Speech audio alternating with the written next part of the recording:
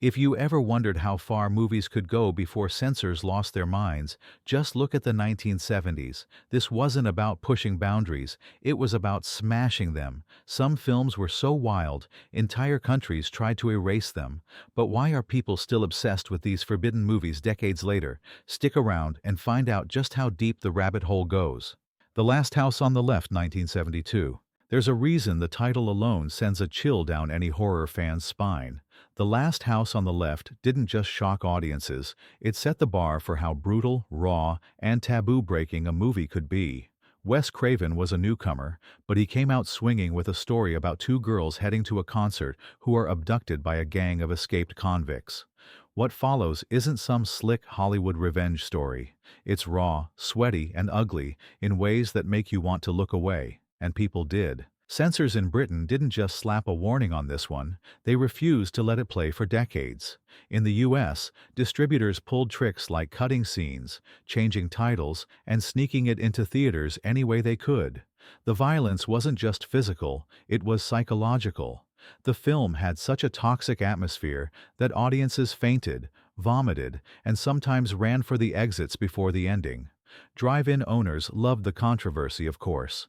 They packed their lots with folks wanting to test their nerve. But here's the twist. Beneath all the grime and chaos, Craven was quietly reshaping what horror could be. He didn't want people to just watch, he wanted them to feel. And boy, did they.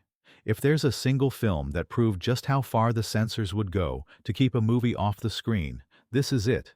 The Last House on the Left isn't just banned history, it's the moment the genre lost its innocence. I Spit on Your Grave, 1978. Some films are controversial.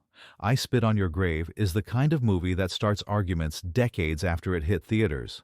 Imagine being so notorious that your name becomes shorthand for too far. That's exactly what happened here. Camille Keaton stars as a young writer who just wants a quiet getaway in the woods. What she gets is a nightmare that turned this movie into a lightning rod for outrage, protests, and, most famously, bans across the world. Let's get one thing straight. This film didn't just cross the line. It drew a new one so far out in the wilderness that critics and censors chased after it for years.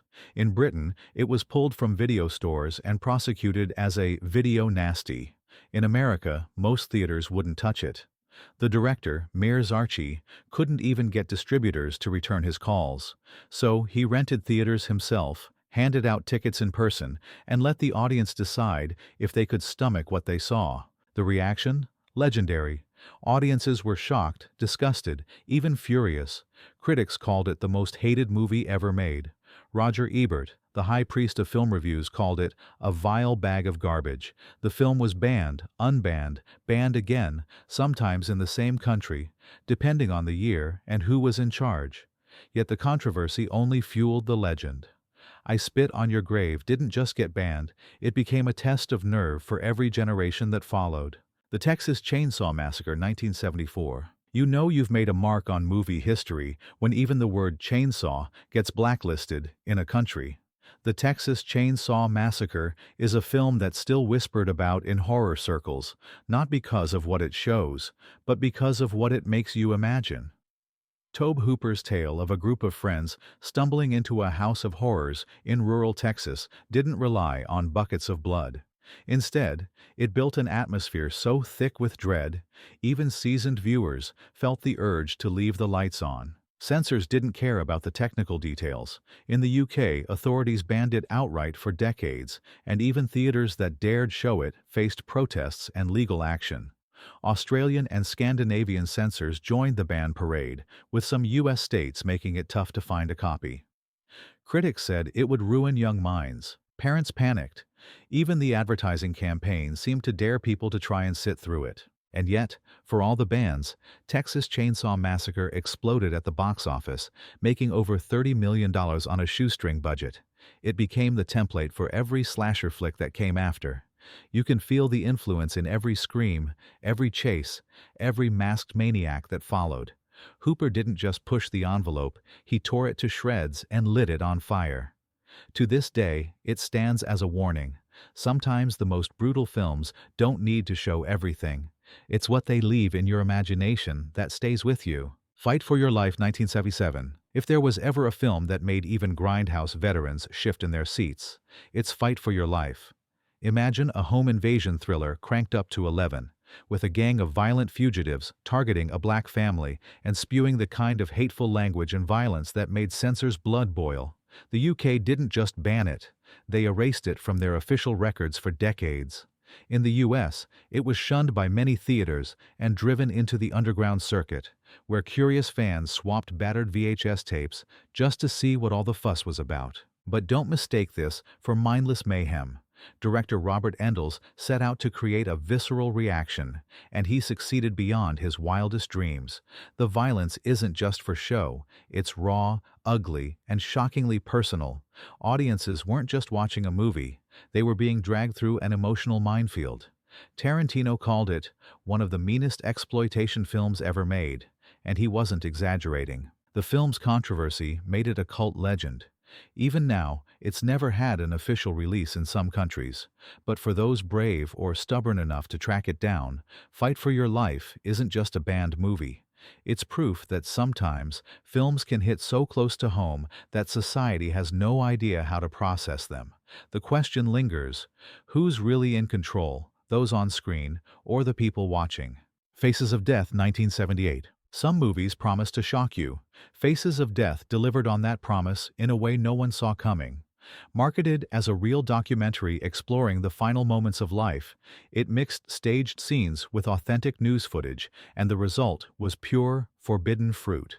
This wasn't a horror movie, it was an endurance test. Schoolyard rumors swirled about kids passing out during sleepovers, and owning a copy could get you in legal trouble, especially in the UK, Australia, and New Zealand, where it was branded as a video nasty and declared outright illegal. Director John Alan Schwartz later admitted that most of the film was staged, but by then it didn't matter. The legend had already taken root.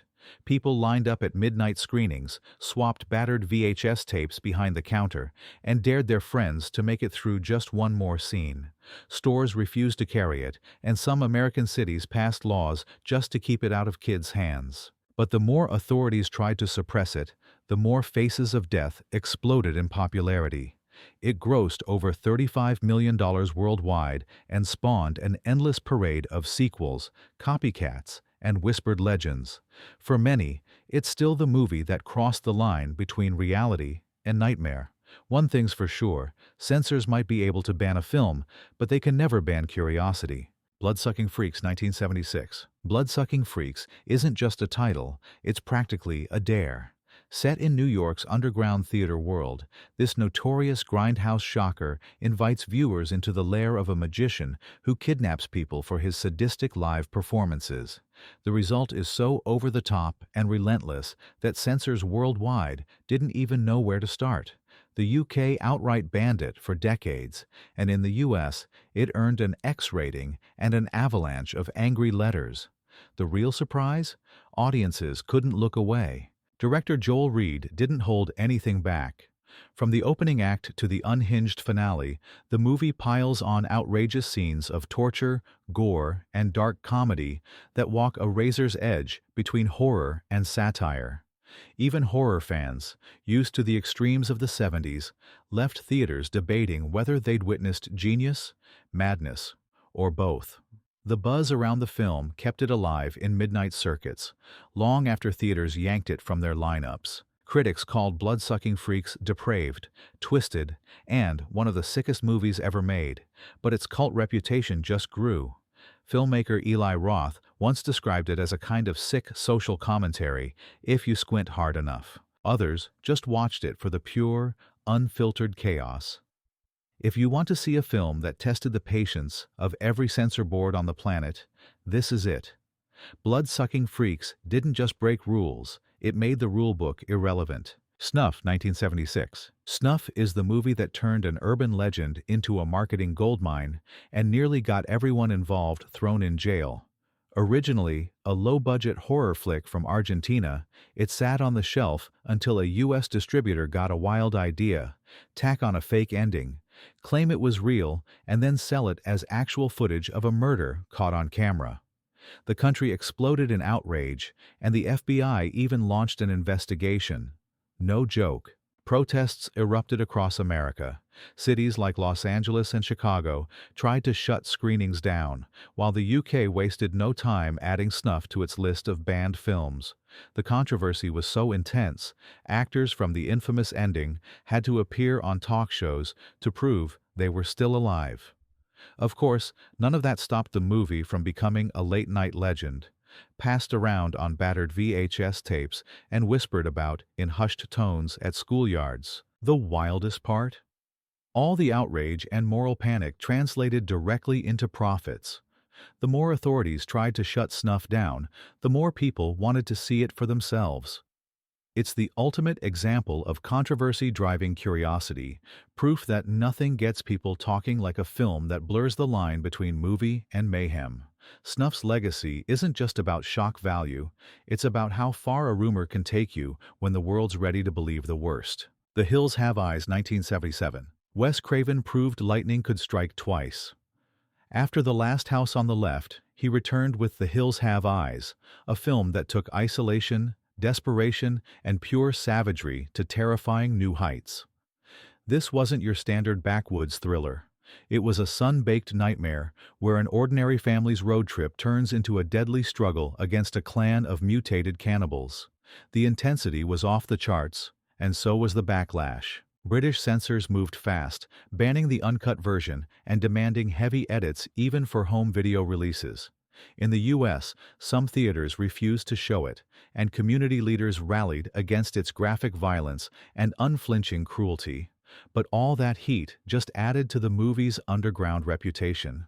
Fans began seeking out bootlegs and uncensored copies, passing them around like forbidden treasure. What really set The Hills Have Eyes apart was Craven's willingness to push every button.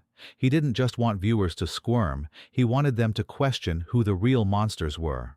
The film's relentless pacing and moments of raw brutality left audiences shaken long after the credits rolled. Even now, it's held up as a masterclass in survival horror. The lesson?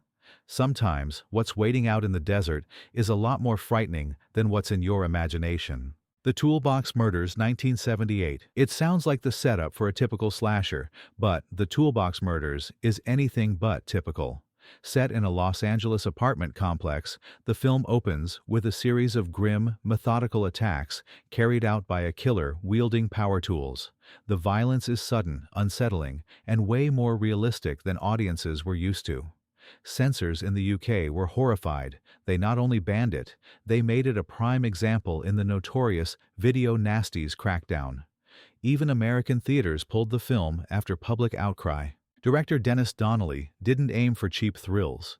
He created a world that felt eerily familiar, where the terror could be hiding behind any apartment door. Critics savaged the film for its brutality and accused it of glorifying violence. But fans who found the uncut version praised its relentless tension and memorable villain. Years later, The Toolbox Murders would be celebrated as a cult slasher classic, but in the late 70s, it was public enemy number one. The film's ban only made it more desirable. People swapped stories about daring to watch it and compared battle scars from late-night screenings. The Toolbox Murders is proof that sometimes the scariest thing isn't a monster in the woods, it's the possibility that real evil can look like your neighbor. Last House on Dead End Street, 1977. Few films have as much pure, underground mystique as Last House on Dead End Street. The story is a nightmare. A frustrated filmmaker decides to make real horror movies, luring unsuspecting victims to an abandoned warehouse where things go from bad to unthinkable.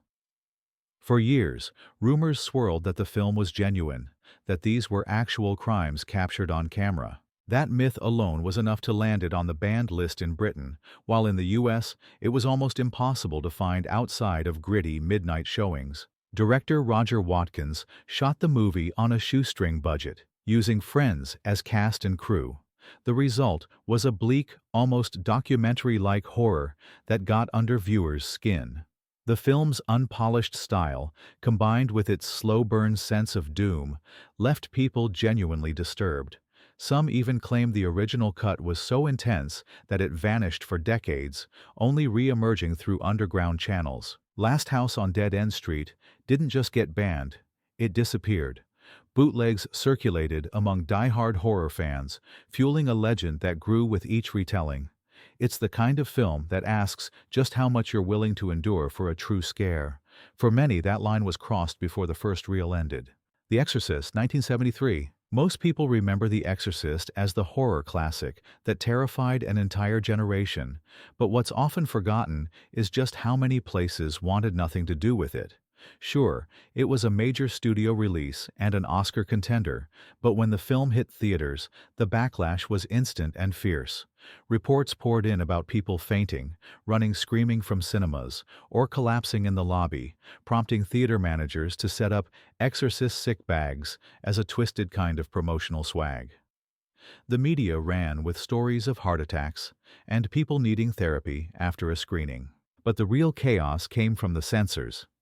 In Britain, city councils in places like London, Glasgow, and Birmingham banned it outright, calling it a threat to public order. In Ireland, it was yanked from cinemas and locked away for over a decade.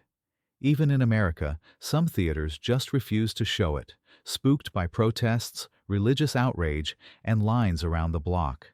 In a strange twist, home video bans kept it off shelves in the UK until the late 90s. Through all the hand-wringing and controversy, The Exorcist became a legend. It grossed hundreds of millions, rewrote the rules for horror, and left an indelible mark on pop culture. But behind all the hype is the fact that a movie this powerful was seen as dangerous, not just to young viewers, but to the very fabric of polite society. The lesson: sometimes a film isn't just scary, it's a cultural earthquake that shakes up everything in its path. Death Wish, 1974. When Charles Bronson picked up a pistol and went after the city's criminals in Death Wish, nobody was ready for the impact. This wasn't your typical crime thriller, it was a powder keg dropped right in the middle of the national conversation about law, order, and urban decay. Audiences cheered, but critics and censors saw something much darker. A film that didn't just show vigilante justice, but almost dared viewers to root for it. In Britain, several major cities banned Death Wish, refusing to let it screen anywhere within their borders. The censors warned that the movie encouraged violence, and even in America, local politicians tried to get it pulled from theaters. The debate exploded in the media. Was Bronson's Paul Kersey a hero or a menace? Was this gritty urban fantasy or a step too close to reality for comfort? Box office receipts answered the question. Death Wish was a smash hit, earning tens of millions and turning Bronson into an anti-hero icon. The controversy didn't slow it down. In fact, it fueled sequels, imitators, and endless arguments about what it meant for a society on edge. But there's no escaping the fact that for a moment one movie held up a mirror to a country's fears and forced everyone to take a long, uncomfortable look. Caged Heat, 1974. Think prison movies are all the same? Not after Caged Heat. Produced by Roger Corman and directed by a young Jonathan Demme, yes, the guy who later made Silence of the Lambs, this Grindhouse staple turned the women in prison formula inside out. On the surface, it's all about the standard tropes. A group of women locked away in a hellhole institution, facing sadistic wardens and brutal guards. But what set Caged Heat apart was its wild, almost psychedelic energy and an undercurrent of dark humor that made the chaos weirdly entertaining. Censors, especially in the UK and Ireland, didn't see the fun. They saw a movie overflowing with violence, rebellion, and enough bad behavior to send the moral guardians into panic mode. Bans came down fast, and even in the US, the film was targeted by watchdog groups who lobbied to get it yanked from drive-ins. But word of mouth and the thrill of seeing something forbidden kept people coming. What's wild is how the film's rough edges and low budget only made it more authentic. Real abandoned asylums stood in for the prison, and Demme edited the movie himself because there wasn't money for anyone else. Caged Heat's influence didn't stop at shock value. It kicked off a whole wave of copycats and even got a nod from Francis Ford Coppola as one of the best exploitation films ever made. Not bad for a movie the censors wanted erased. Shogun Assassin Congrad, Shogun Assassin is the rare case where American ingenuity meant taking something already wild and making it even more dangerous. Picture this: a U.S. distributor gets hold of two ultra-violent Japanese samurai films, slices and dices them into one supercut, dubs it in English, and unleashes it on unsuspecting Grindhouse audiences. The result? Buckets of blood, epic sword fights, and a vibe so intense that even jaded horror fans blinked twice. The British Board of Film Classification took one look and said, "Absolutely not." The ban in the UK held strong until the early 2000s. In the US, it was the kind of movie you heard about before you ever saw it, passed around on grainy tapes, screened at midnight in college towns, and whispered about in the same breath as other too extreme classics. Even censors who allowed standard action movies drew the line here, claiming the violence was just too much for general release. Shogun Assassin went on to become a legend, referenced by everyone from Quentin Tarantino to hip-hop artists sampling its lines. For fans, it's the definition of cult cinema, proof that with enough style, even a stitched-together import can get itself banned and still conquer the world. It's not just a movie, it's a full-throttle, no-apologies lesson in just how far filmmakers and censors were willing to go. The Sinful Dwarf, 1973. Every so often, a film comes along so strange and so disturbing that even Grindhouse fans stop and ask, "Wait, did I really just watch that?" The Sinful Dwarf is one of those rare birds, shot mostly in London and released with barely any fanfare. This low-budget British-Danish co-production quickly became notorious for its twisted story about a deranged innkeeper, his equally unhinged mother, and their secret upstairs operation. The reaction from censors was swift and merciless. The UK banned it outright, and most American cities that screened it quickly dropped it from their lineups after a single weekend. Critics couldn't decide if it was an exploitation masterpiece or the bottom of the cinematic barrel.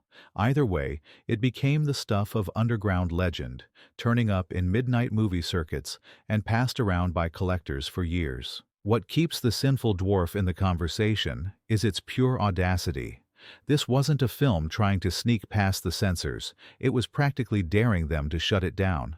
For some, it's the kind of weird artifact that proves there are no limits to what the 70s would put on screen. For others, it's a cautionary tale about how far movies can go before even the most hardened fans say, "Enough." So, after all the bans, outrage, and midnight legends, what's your take? These films didn't just scare audiences, they made censors sweat. Love them or hate them, you can't deny the thrill of what's forbidden. Which one would you brave? Let me know in the comments, hit subscribe, and remember, what's banned today just might be tomorrow's cult classic.